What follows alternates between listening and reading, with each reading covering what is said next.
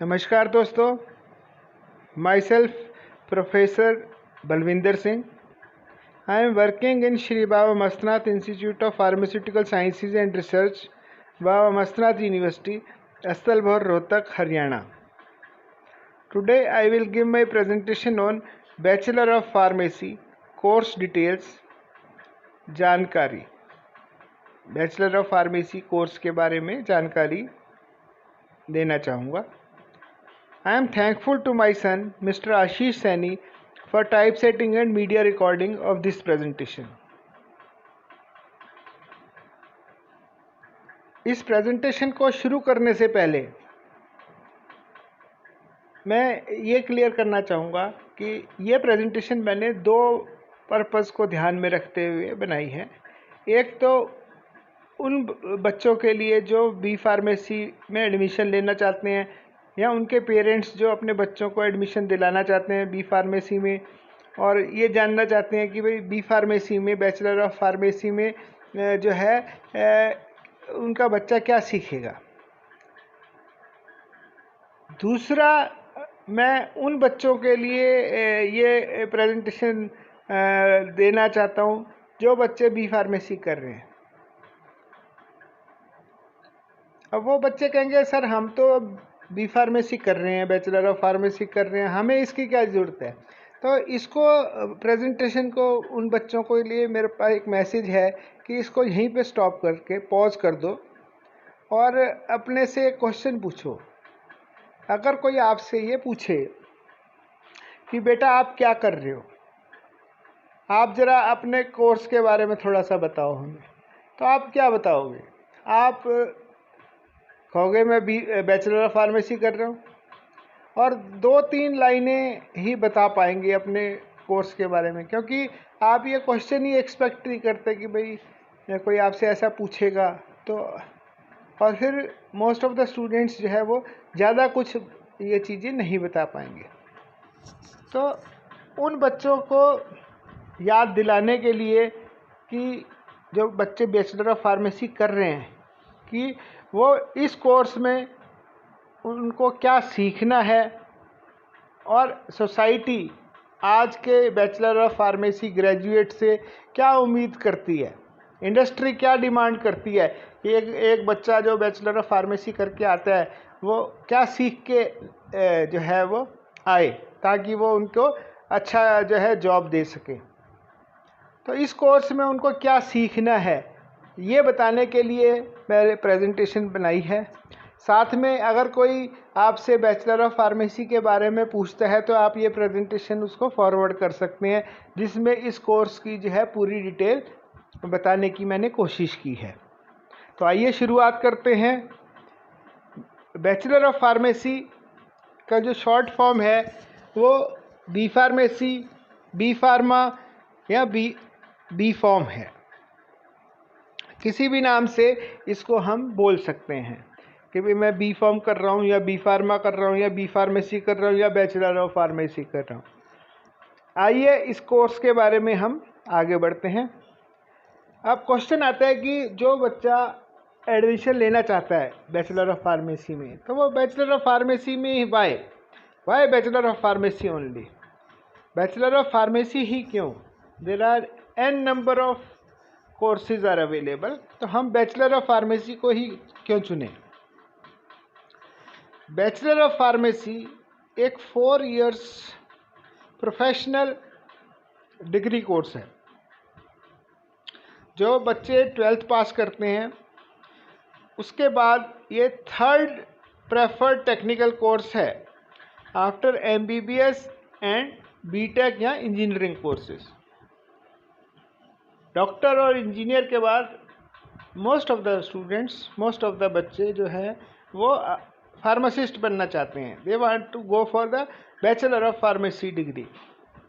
लेकिन आजकल जो है इम्प्रूवमेंट हुई है। Now bachelor of pharmacy comes to the second position, most preferred after MBBS due to recession in BTech courses. BTech करने के बाद जो है उतनी जॉब अपॉर्चुनिटीज़ नहीं रही, जिसकी वजह से जो है बच्चे आजकल बैचलर ऑफ फार्मेसी को डॉक्टरी के बाद जो है बैचलर ऑफ फार्मेसी को प्रेफरेंस देते हैं। तो सेकंड प्रेफर्ड जो है टेक्निकल कोर्स है। अब बैचलर ऑफ फार्मेसी करने के बाद जो है जो स्टूडेंट है, पास आउट है, ग्रेजुएट जो है बैचलर ऑफ फार्मेसी, उसको एक रिस्पेक्टेबल जॉब मिलती है। अब जो रिस्पेक्टेबल जॉब का मतलब है कि जो भी आपसे मिले, कोई पब्लिक आपके पास आती है या कोई आपका कस्टमर है, जिससे भी आप मिलते हैं, वो आपसे रिस्पेक्ट से बात करता है। अब इसको जानने के लिए हम थोड़ा सा ये जाने कि भाई बैचलर ऑफ फार्मेसी के बाद आदमी क्या करेगा। तो वो कहीं जो है गवर्नमेंट उसमें फार्मासिस्ट लग सकता है, दवाइयाँ बांटेगा। कहीं जो है वो दवाइयों की कंपनी में काम कर सकता है। कहीं वो मार्केटिंग में है तो डॉक्टर्स वगैरह से मिलता है, सर्जन से मिलता है, बड़े बड़े डॉक्टरों से मिलता है। अब जैसे पैसे कमाते हैं जॉब से, तो एक पान की दुकान है, एक कोई चाय की दुकान है, वो भी पैसे कमा रहे हैं। लेकिन जो कस्टमर है, जो लोग उसके पास आके बात करते हैं, वो उसको अबे तबे करके बात करते हैं, इज्जत नहीं देते पूरी तरह से। लेकिन जो फार्मासिस्ट के पास आएगा, जो फार्मासिस्ट से बात करेगा, वो कहेगा, वो जानता है कि फार्मासिस्ट एक पढ़ा लिखा इंसान है, नॉलेज वाला इंसान है। तो जो वो उसको पूरी ड्यू रिस्पेक्ट के साथ जो है बात करेगा। बैचलर ऑफ फार्मेसी करने के बाद जो जॉब मिलेगा वो नीट एंड क्लीन जॉब मिलेगा, साफ सुथरा है। फार्मासिस्ट है, दवाई बांटनी है, यूनिट डोसेज पैक है, स्ट्रिप देनी है, सिरप की बोतल देनी है। तो कोई ऐसा नहीं है जैसे कोई मशीन में काम करता है तो हाथ काले हो जाते हैं, धूल मिट्टी से गंदे हो जाते हैं, तो ऐसा कुछ नहीं काम है इसमें। तो नीट एंड क्लीन जॉब है। फिर अबव ऑल जो बैचलर ऑफ फार्मेसी कोर्स करके जो भी आप करेंगे, वो करेंगे that is the service to humanity. आप दवाइयों से रिलेटेड जॉब करेंगे, जैसे फार्मासिस्ट है, गवर्नमेंट उसमें दवाई बांट रहा है या दवाइयों वाली कंपनी में दवाई बना रही है, तो आप एक मानवता की सेवा कर रहे हैं। क्योंकि जो दवाइयाँ हैं वो जो मरीज हैं उनको दर्द है, उनके दुख है, उनके कष्ट है, उसको जो है वो निवारण करती हैं, उसको ठीक करती हैं, उनको दुखों से जो है मुक्त करती हैं। तो मानवता की सेवा का काम है। आपको भगवान ने इस कोर्स के लिए चुना, तो अगर आप इस कोर्स में आते हैं तो आप एक मानवता की सेवा वाले कार्य में जुड़ते हैं। नेक्स्ट क्या है, जो फीस है इसकी वो रीज़नेबल है। जैसे कि एज़ कम्पेयर टू जो MBBS कोर्स है, डॉक्टरी में लाखों रुपए लग जाते हैं, बहुत सारे पैसे लगते हैं MBBS करने में, सब जानते हैं। उसके मुकाबले में बैचलर ऑफ फार्मेसी में फ़ीस जो है बहुत ही रीज़नेबल है। फार्मेसी प्रोफेशन में देयर इज़ नो रिसेशन, जैसे इंजीनियरिंग में है, MBA में है, कंप्यूटर्स में है। तो मार्केट में माल नहीं बिक रहा, तो ऐसे रिसेशन जैसे आता है। लेकिन फार्मेसी में, दवाइयों के उसमें कोई भी ऐसा रिसेशन नहीं आता, क्योंकि लोग बीमार जब होते हैं तो वो ये नहीं कहते भाई मैं 3 महीने बाद ले लूँगा। अब मोबाइल किसी का ख़राब हो जाता है, वो रिपेयर करवा लेता है, या किसी ने कपड़े ख़रीदने हैं तो वो रिपेयर करवा के उसको कहता है भाई मैं अभी जो है 2 महीने बाद ले लूँगा, 6 महीने बाद ले लूँगा। लेकिन जो बीमार है, जिसने दवाई खरीदनी है, तो वो ये नहीं कहेगा मैं 3 महीने बाद दवाई खा लूँगा या 6 महीने बाद दवाई खा लूँगा। वो तो उसको दवाई तो लेनी है। तो दवाइयों के उसमें कोई भी रिसेशन वाली बात नहीं आती। अगर हम इसको समराइज़ करें तो जो बैचलर ऑफ फार्मेसी कोर्स है, ये जो है इट इज़ ए रिस्पेक्टेबल, और इसको करने के बाद जो जॉब करेंगे वो मनी अर्निंग प्रोफेशन है। इसलिए जो है मोस्ट ऑफ द स्टूडेंट्स जो है इसको प्रेफर करते हैं। बैचलर ऑफ फार्मेसी करने के बाद there are ample job opportunities in government and private sector. दोनों ही सेक्टर्स में भरपूर जो है जॉब्स हैं। तो इसलिए जो है बैचलर ऑफ फार्मेसी का लोग चुनाव करते हैं, या इसलिए बैचलर ऑफ फार्मेसी का चुनाव करना चाहिए। नाउ कमिंग टू, अगर आपने डिसाइड कर लिया कि भाई मेरे को जो है बैचलर ऑफ फार्मेसी का कोर्स करना है, तो सबसे पहले उस कोर्स में आपको एडमिशन लेना पड़ेगा। तो उस कोर्स में एडमिशन की एलिजिबिलिटी के बारे में बात करते हैं। एलिजिबिलिटी जो है 12th में जो है बच्चा है पास होना चाहिए विथ साइंस स्ट्रीम, यानी कि बच्चे जो है उसको पास पीसीबी या पीसीएम होना चाहिए। पीसीबी मतलब उसके साइंस में जो सब्जेक्ट्स हैं वो फिज़िक्स, केमिस्ट्री, बायोलॉजी हो, या फिज़िक्स, केमिस्ट्री, मैथ्स हो। तो मैथ्स वाला स्टूडेंट भी चल जाएगा, लेकिन उसके पास फिज़िक्स, केमिस्ट्री ज़रूर होनी चाहिए। और उसके लिए एंट्रेंस के लिए एक जो है नीट टाइप का एग्ज़ाम की प्लानिंग चल रही थी। कुछ जो है स्टेट वाइज प्लान कर रहे थे एंट्रेंस टेस्ट की, एग्ज़ाम की, कुछ जो है मेरिट बेस पे जो है चल रहा था। तो अलग अलग जगह पे अलग अलग तरीके से एडमिशन होते हैं। फर्स्ट ईयर की बात कर रहा हूँ ये मैं एडमिशन की। और जो बच्चे डिप्लोमा इन फार्मेसी करते हैं उनको बी फार्मेसी में सेकेंड ईयर में लेटरल एंट्री के द्वारा डायरेक्ट सेकेंड ईयर में एडमिशन मिल जाता है। कुछ लिमिटेड सीट्स होती हैं जो कि सेकेंड ईयर में बच्चे एडमिशन ले लेते हैं। ये हुई एडमिशन की बात। अब हम बात करते हैं बैचलर ऑफ फार्मेसी की कोर्स की डिटेल। भाई इस कोर्स में हम क्या करेंगे? अगर हम बात करें, जो फार्मेसी है ये 4 साल का प्रोफेशनल कोर्स है।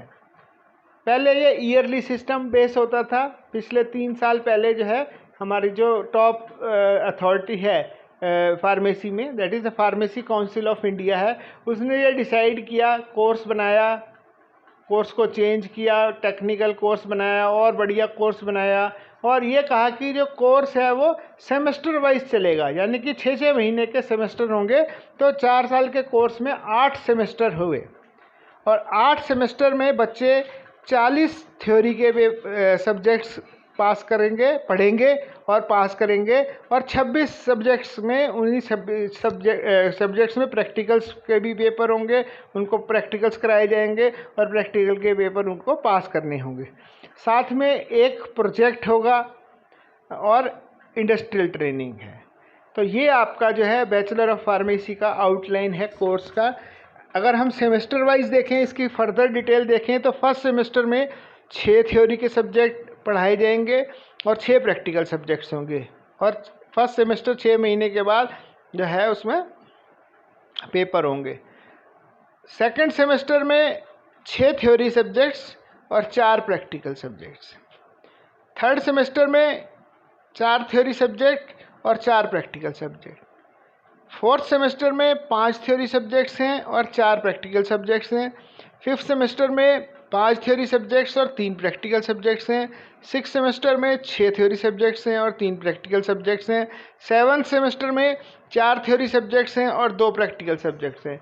और जो 8th सेमेस्टर है इसमें 4 थ्योरी सब्जेक्ट्स हैं और 1 प्रोजेक्ट है।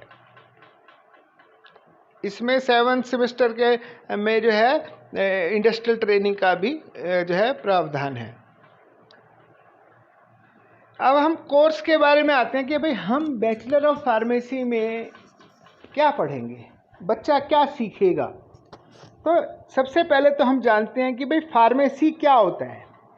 फार्मेसी जो है एक स्टडी है, एक कोर्स है जिसमें स्टूडेंट को जो है दवा के बारे में बताते हैं। दवा मतलब मेडिसिन्स, ड्रग्स के बारे में, कि उस ड्रग या मेडिसिन को कैसे बनाएंगे, टैबलेट बनानी है, कैप्सूल बनानी है, सिरप बनाना है, किस तरह से बनाएंगे, वो ड्रग जो है कौन सी बीमारी में दी जा सकती है, उस ड्रग को जो है क्या कोई साइड इफ़ेक्ट तो नहीं है, कितनी डोज होनी चाहिए उसकी, खाली पेट लेनी है, खाना खा के लेना है, कितने दिन लेनी है, और जो है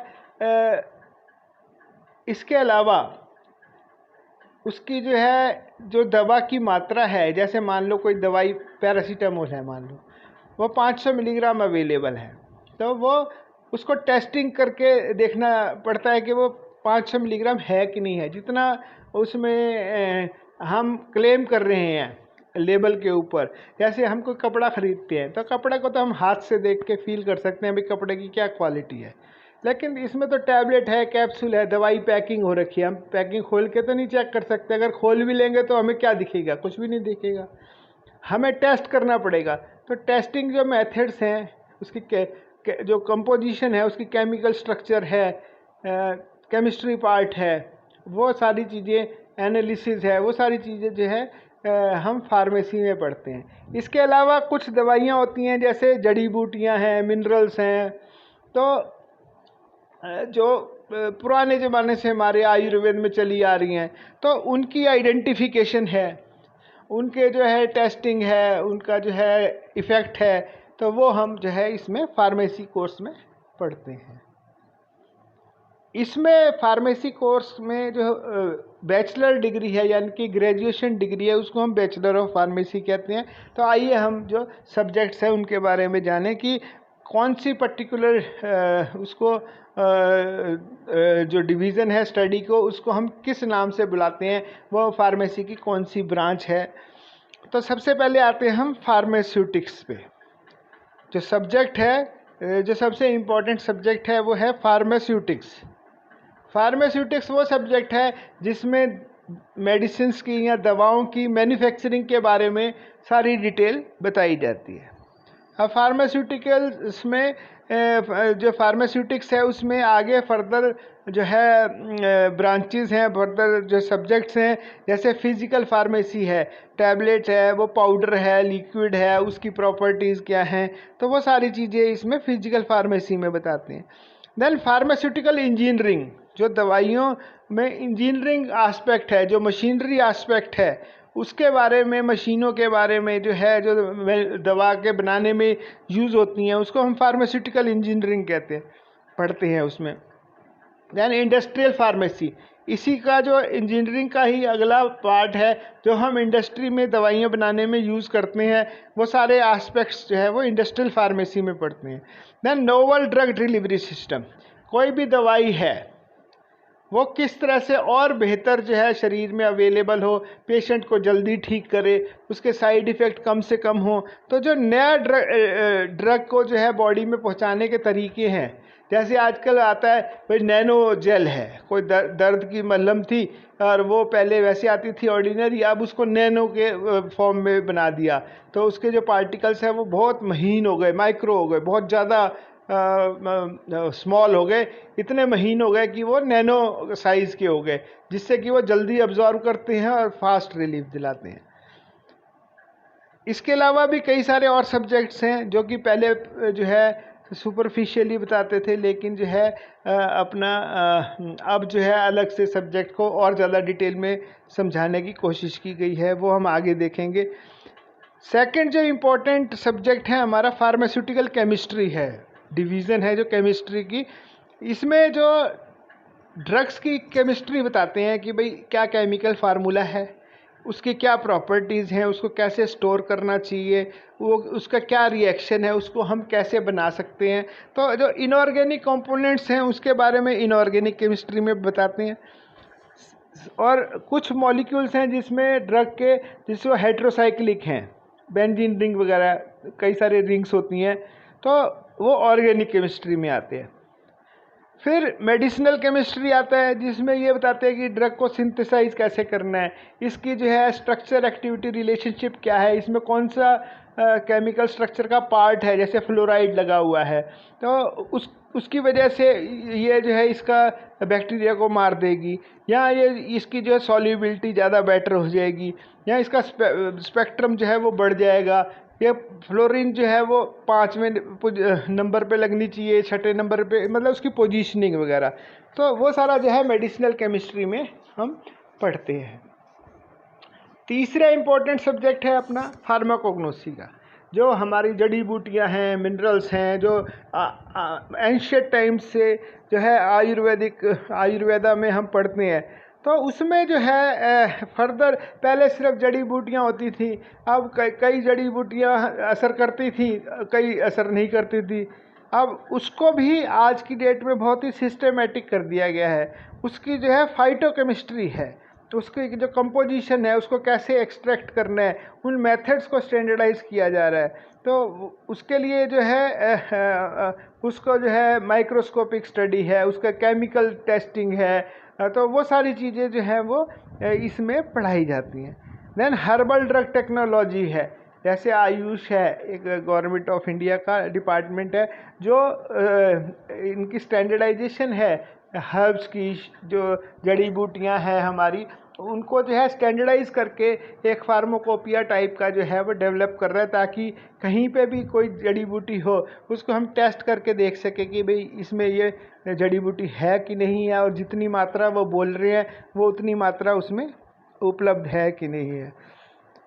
देन हमारा है फार्माकोलॉजी, चौथा इम्पोर्टेंट सब्जेक्ट है। फार्माकोलॉजी क्या है? दवाइयों की स्टडी है कि कौन सी बीमारी में हमें कौन सी दवाई खानी है, कितनी मात्रा खानी है, क्या डोज है, दिन में कितनी बार खानी है, इस जो दवाई को जो है कोई साइड इफ़ेक्ट तो नहीं है, और इस जो है कहीं पे कॉन्ट्रा इंडिकेटेड तो नहीं है, वो वहाँ पे हमने इस दवाई को नहीं देना। तो इस तरह से ये 4 मेन सब्जेक्ट हैं। इसके अलावा दूसरे जो इम्पोर्टेंट सब्जेक्ट हैं वो मैं आपसे और डिस्कस करता हूँ। जैसे कि एक जो बैचलर ऑफ फार्मेसी का स्टूडेंट है उसको ज्ञान होना चाहिए ह्यूमन एनाटॉमी एंड फिजियोलॉजी।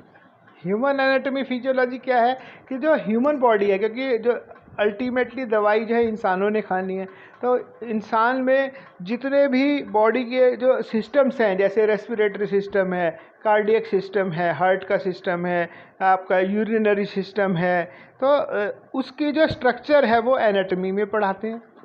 और वो हार्ट है वो पंप कैसे कर रहा है, वो उसकी जो फंक्शनिंग है वो फिजियोलॉजी में। तो इस तरह से ह्यूमन में बॉडी में जितने भी सिस्टम्स हैं उनकी एनाटॉमी और फिजियोलॉजी। केमिस्ट्री का ही पार्ट है लेकिन अब और डिटेल में है, that is the pharmaceutical analysis. कोई भी ड्रग है उसको, उसमें पर्टिकुलर ड्रग उतनी डली हुई है कि नहीं डली हुई, तो उसको जो है टेस्टिंग मेथड के लिए एनालिसिस जो है फार्मास्यूटिकल एनालिसिस सब्जेक्ट है। अब जो ड्रग है वो सारी ड्रग्स में पूरी क्वांटिटी डले, उसकी क्वालिटी को एश्योरेंस के लिए एक सब्जेक्ट है क्वालिटी एश्योरेंस। अब जो एनालिसिस करना है तो उसके लिए जो है डिफरेंट इंस्ट्रूमेंट्स चाहिए, उन इंस्ट्रूमेंट्स के ऑपरेटिंग प्रोसीजर्स हैं, तो वो उसके लिए एक सब्जेक्ट है इंस्ट्रूमेंटल मेथड्स ऑफ एनालिसिस। अब आते हैं, अब कोई भी जो बैचलर ऑफ फार्मेसी का स्टूडेंट है उसके लिए एक स्पेशल सब्जेक्ट इंट्रोड्यूस किया है फार्मेसी काउंसिल ने, दैट इज़ कम्युनिकेशन स्किल।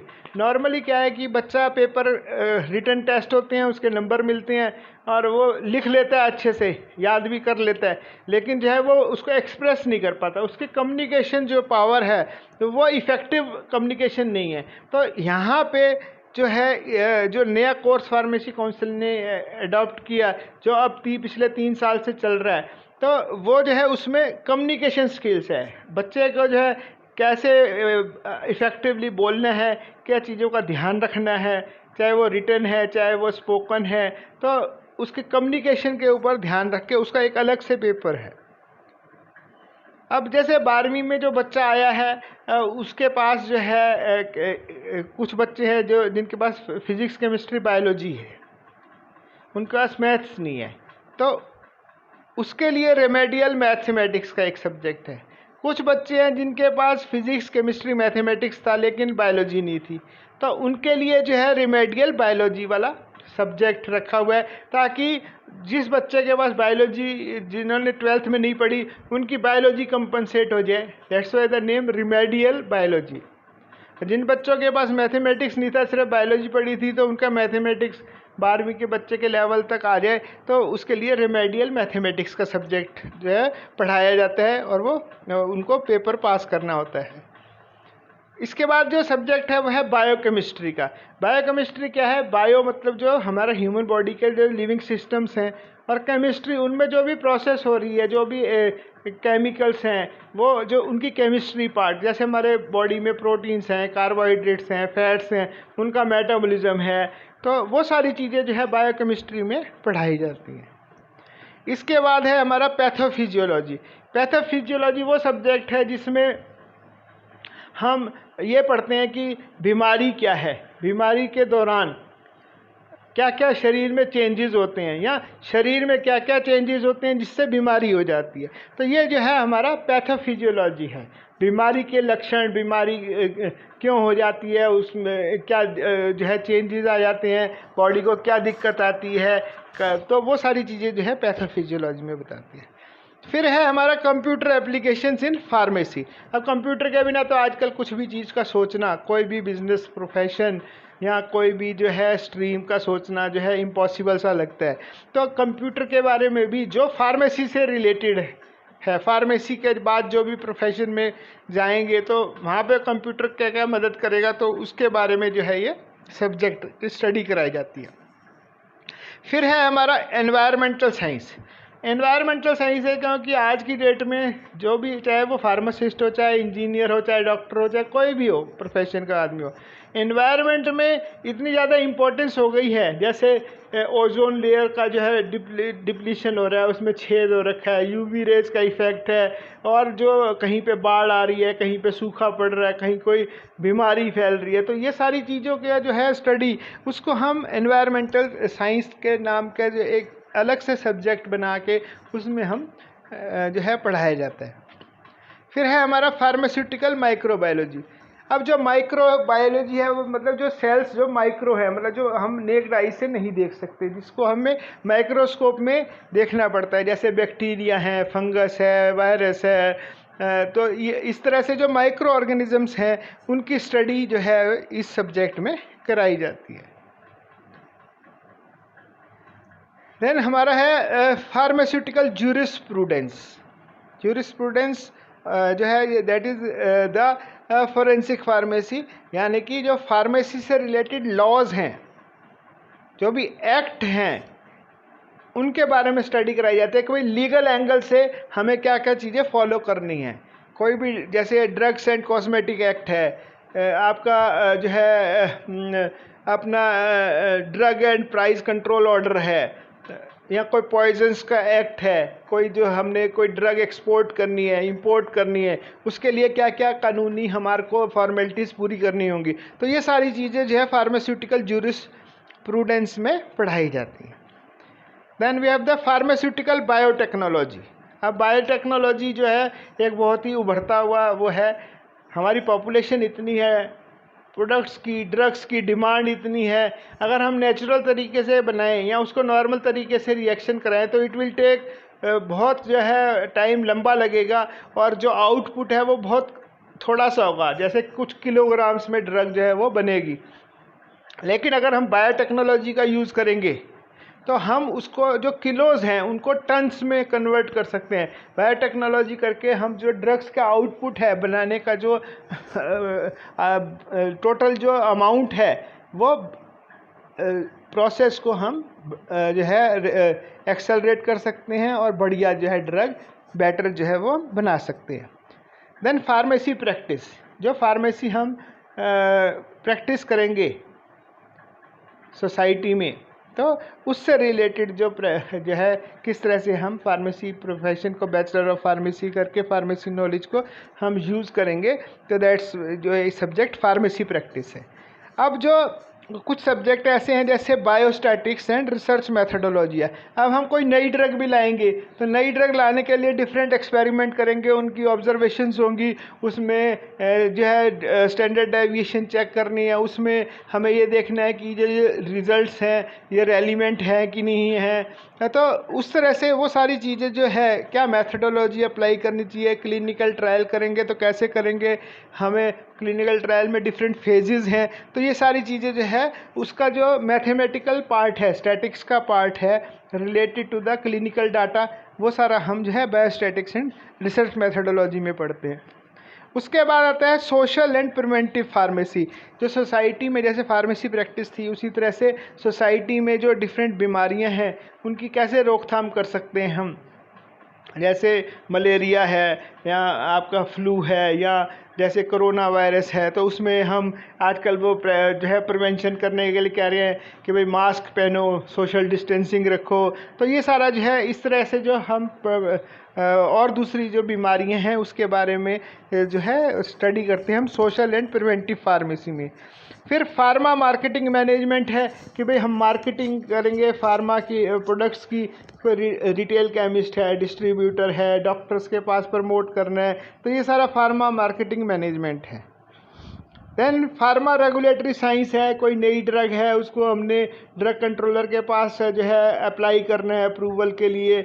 कोई न्यू ड्रग एप्लीकेशन है, कोई हमने ड्रग एक्सपोर्ट करनी है तो उस कंट्री में हमने जो है इसको रजिस्टर कराना है कि परमिशन लेनी है। तो ये सारी जो रेगुलेटरी पार्ट है जो है ड्रग कंट्रोलर डिपार्टमेंट से रिलेटेड है, तो ये फार्मा रेगुलेटरी साइंस में जो है स्टडी किया जाता है। Then pharmacovigilance is there. Pharmacovigilance है कि कोई भी ड्रग मार्केट में आती है तो उसमें उसका कोई साइड इफ़ेक्ट तो नहीं है, उसका जो है कोई किसी की उस ड्रग से किसी की डेथ तो नहीं होगी।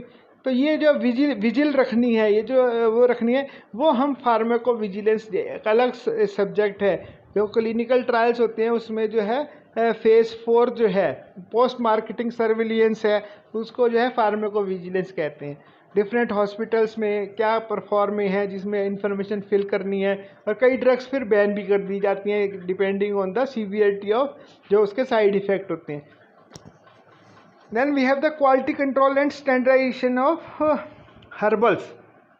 जो जड़ी बूटियां हैं इनकी क्वालिटी कंट्रोल के लिए, ताकि चाहे वो दवाई दिल्ली में बने, चाहे वो चेन्नई में बने, चाहे महाराष्ट्र में बने, चाहे वो या कलकत्ता में बने, कहीं पे भी बने, तो वो जो ड्रग है उसकी जड़ी बूटियाँ अगर जैसे उसका स्टैंडर्ड प्रोसीजर है कि भाई उसको छाया में सुखाना है, अगर हम धूप में सुखाएंगे तो उसका जो इंग्रेडिएंट है वो वेरी कर जाएगा। तो इसका जो क्वालिटी कंट्रोल का मेथड्स हैं, स्टैंडर्डाइजेशन के जो मेथड्स हैं वो हम इसमें पढ़ते हैं।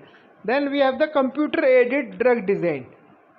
आजकल जो है ड्रग डिज़ाइन करने, पहले क्या करते थे हम ड्रग के जो है डिफरेंट डेरिवेटिव्स को केमिकली बनाते थे, उसको फिर टेस्ट करते थे, उसमें बहुत सारा टाइम लग जाता था, पैसे वेस्ट हो जाते थे, केमिकल वेस्ट हो जाते थे।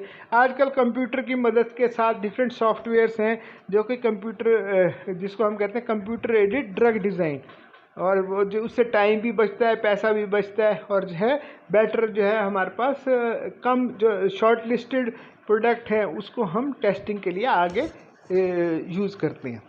Then we have the cell and molecular biology. Cell and molecular biology में कोई भी ड्रग अपना इफेक्ट दिखाती है तो सेलुलर लेवल पे, एक तो हमारा बॉडी है, वो बॉडी के सिस्टम्स हैं, बॉडी के ऑर्गेन्स हैं, बॉडी के जो है ऑर्गेन्स के बाद डिफरेंट टिश्यूज़ हैं, और सबसे छोटा लेवल है that is the cell level. तो सेल लेवल पे ड्रग जाके क्या किस पार्ट से कंबाइन करती है, किस मॉलिक्यूल में क्या मॉलिक्यूलर चेंजेस होते हैं, तो सारे ये सेल एंड मॉलिक्यूलर बायोलॉजी में हम स्टडी करते हैं। फिर है कॉस्मेटिक साइंस। कॉस्मेटिक साइंस में जो है हम स्टडी करते हैं जो कॉस्मेटिक से रिलेटेड है, जैसे हमारी जो है लिपस्टिक हो गई, शैम्पू हो गया, आपका साबुन हो गया, मेडिकेटेड सोप हो गए, जो है एंटी डैंड्रफ शैम्पू हो गया, कोई लोशन है, कोई डस्टिंग पाउडर है, एंटी फंगल डस्टिंग पाउडर है। तो जो कॉस्मेटिक्स से रिलेटेड है दैट इज़ द उससे रिलेटेड जो डिफरेंट स्टडीज़ हैं, ताकि वो कॉस्मेटिक जो है बॉडी के स्किन के साथ कंटैक्ट करके उसको कोई एलर्जी तो नहीं कर रहा, तो उसके सारी जो है चीज़ें जो है इस सब्जेक्ट में हम स्टडी करते हैं। देन एक्सपेरिमेंटल फार्माकोलॉजी है, जो फार्माकोलॉजी के एक्सपेरिमेंट्स में हमने कौन कौन से एक्सपेरिमेंट में क्या क्या चीज़ें ध्यान रखनी है, क्या कौन कौन से इंस्ट्रूमेंट यूज़ करने हैं, कौन से एनिमल यूज़ करने हैं, तो सारी चीज़ें जो है इसमें पढ़ाई जाती हैं। Then advanced instrumentation techniques. Advanced instrumentation techniques में जो हम क्वालिटी एनालिसिस के लिए, क्वालिटी एश्योरेंस के लिए जो डिफरेंट इंस्ट्रूमेंट्स यूज़ करते हैं टेस्टिंग, जैसे यूवी है, आईआर है, एचपीएलसी है, तो ये एडवांस्ड जो महंगे महंगे इंस्ट्रूमेंट्स हैं जो कि टेस्ट करते हैं और बहुत माइक्रो जो क्वांटिटी है ड्रग की या इम्प्योरिटी की पता लगा लेते हैं। तो ये सारी जो टेक्निक्स हैं, इंस्ट्रूमेंट्स हैं, इनके बारे में इसमें बताया जाता है। Then we have the dietary supplements and nutraceuticals.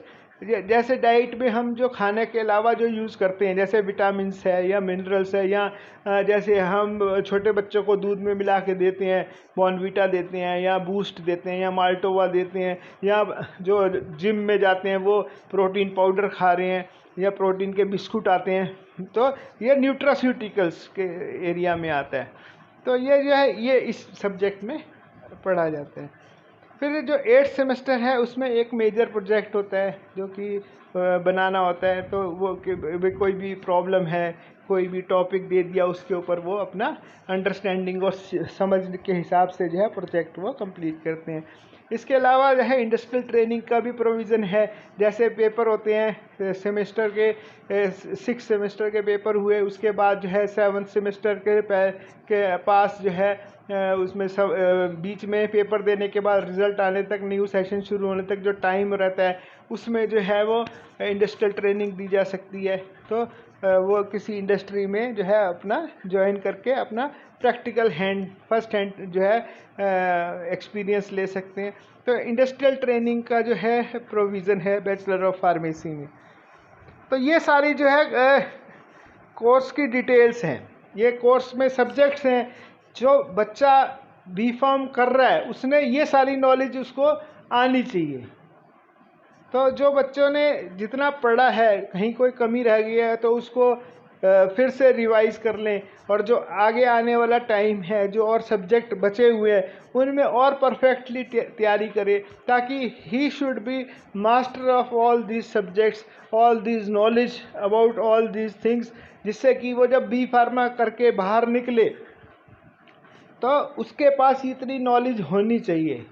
ये तो एग्जिस्टिंग स्टूडेंट्स के लिए है। जो नया बच्चा है और उसके जो पेरेंट्स हैं उनको ये इन्फॉर्मेशन है कि जो बच्चा 4 साल का कोर्स करेगा तो कितनी एक्सटेंसिव पढ़ाई है, कितना उसको नॉलेज दी जाएगी, कितना वो टेक्निकली साउंड हो जाएगा दवाई के बारे में। सिर्फ ये बोल देना बैचलर ऑफ फार्मेसी जो है वो दवाइयों के बारे में बता दिया जाए, दवाइयों का जो है कोर्स है, दवाइयों के बारे में हम बता देंगे, डिटेल्स वगैरह बता देंगे, एक लाइन में बता दिया तो वो उससे कोई उनको पता ही नहीं चलता कि भाई बैचलर ऑफ फार्मेसी क्या कोर्स है। तो इसलिए इसको सारी डिटेल में आपको बताया गया है। जो नए स्टूडेंट हैं जो ज्वाइन करना चाहते हैं वो इसको सुन के समझ के विचार कर सकते हैं। जो एग्जिस्टिंग स्टूडेंट्स हैं उनको ये जो है सुन के समझ के और अपना जो है वो ग्रहण करना है कि भाई मेरे को जो है ये नॉलेज जो है आनी चाहिए, ताकि वो मार्केट में अच्छे से उसको फेस कर सके। और एंड में जो है हम बात करेंगे एग्जामिनेशन की कि भाई सब्जेक्ट्स पढ़ लिए तो अब उसको बैचलर ऑफ फार्मेसी की डिग्री कैसे मिलेगी। तो जो हर सेमेस्टर है उसमें कुछ जो है इंटरनल असेसमेंट होती है, यानी कि सेशनल होते हैं 6 महीने का, जैसे एक सेमेस्टर है तो हर सेमेस्टर में कुछ जो है वो इंटरनल असेसमेंट होती है, यानी कि सेशनल होंगे और जो है उसकी एवरेज लगेगी। और साथ में नंबर हैं इंटरनल असेसमेंट में डे टू डे परफॉर्मेंस के, अटेंडेंस के, एकेडमिक एक्टिविटीज़ के, स्टूडेंट टीचर इंटरेक्शन के। तो ये जो तरीका फार्मेसी काउंसिल ने दिया है इससे बच्चा जो है वो रेगुलर आएगा। जब रेगुलर आएगा तो पढ़ेगा, क्लास में आएगा पढ़ेगा तो उसकी नॉलेज अपने आप बढ़ेगी, और वो जो है उसके जब टीचर के कांटेक्ट में रहेगा तो उसकी जो जहाँ जहाँ कमी है वो टीचर से अपना पूछ के, और टीचर भी उसको जो है इम्प्रूव करा सकता है। तो उस तरह से इंटरनल असेसमेंट होती है। अलग अलग सब्जेक्ट्स में अलग अलग परसेंटेज है, जैसे 25% है, कुछ जो मेजर सब्जेक्ट हैं उसमें इंटरनल असेसमेंट 25% है, कुछ सब्जेक्ट्स में 30% है, कुछ में 40% है। और जब 6 महीने हो जाएंगे, 6 महीने के बाद जो एंड सेमेस्टर एग्ज़ाम है वो फाइनल एग्ज़ाम है, उसमें जो है 60%, 70% एंड 75% जो है टोटल मार्क्स का उस सब्जेक्ट का लगेगा। जिसमें इंटरनल असेसमेंट 25% है, उसमें फाइनल पेपर जो है सेमेस्टर एंड का जो पेपर है वो 75% का होगा। जिसमें 30% है इंटरनल असेसमेंट, उसमें जो फाइनल सेमेस्टर एंड एग्जामिनेशन है वो 70% मार्क्स होंगे उसमें। और जिसमें 40% है इंटरनल असेसमेंट, उसमें फाइनल जो है वो 60% के मार्क्स उसमें कंट्रीब्यूट करेंगे। तो इस तरह से जो है इंटरनल असेसमेंट और फाइनल असेसमेंट करके इस तरह हर सेमेस्टर में होगा। और जो है 8 सेमेस्टर जब बच्चा पास कर लेगा तो जो है उसको जो है qualifies for the degree of bachelor of pharmacy.